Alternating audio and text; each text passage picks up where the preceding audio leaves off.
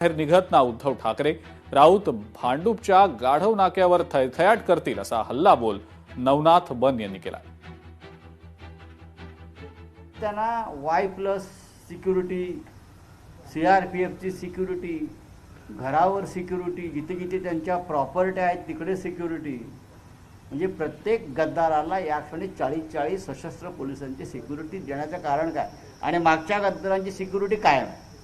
आणि त्या सिक्युरिटीमध्ये राहून ते आम्हाला विचारतात यांच्याकडे राडे करण्यासारखं काय आहे? सिक्युरिटी काढा, तुमच्या अंगावरती चिंधी राहणार नाही. आताच उद्धवजीशी चर्चा झाली आणि माननीय शरद पवार साहेबांचाही दूरध्वनी आला होता. आमचं असं म्हणणं आहे की आता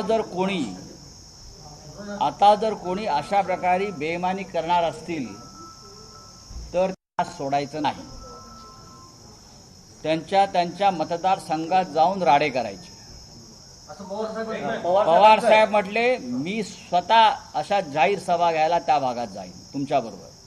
कोणीही कुठल्याही पक्षाचा खासदार फुटला तर त्याला आता मोकळीक द्यायची नाही. वंदनीय शिवसेना प्रमुखांनी पण जाहीरपणे सांगितलं होतं ना, यापुढं एखादा खासदार आमदार फुटला तर बेलाशक त्याला रस्त्यात तुडदवा, कायदेची पर्वा करायची नाही पण त्याला रस्त्यात तुडदवा, हा सुद्धा बाळासाहेबांचा विचार. बाळासाहेबांचा विचार म्हणतात, त्यांच्यासाठी हा बाळासाहेबांचा विचार आठवण करून देतो. आदित्य ठाकरे घराबाहेर पडतात ना उद्धव ठाकरे घराबाहेर पडतात. शरद पवार साहेब या वयामध्ये निश्चित घराबाहेर पडतील, आंदोलन करतील, मोर्चे काढतील, सभा घेतील, परंतु उद्धवजी ठाकरे घराबाहेर पडणार नाहीत. आदित्य ठाकरे घराबाहेर पडणार नाहीत. आणि राहिला प्रश्न संजय राऊतांचा, संजय राऊतांची धाव भांडूपच्या गाढव नाक्याच्या पलीकडे नाही.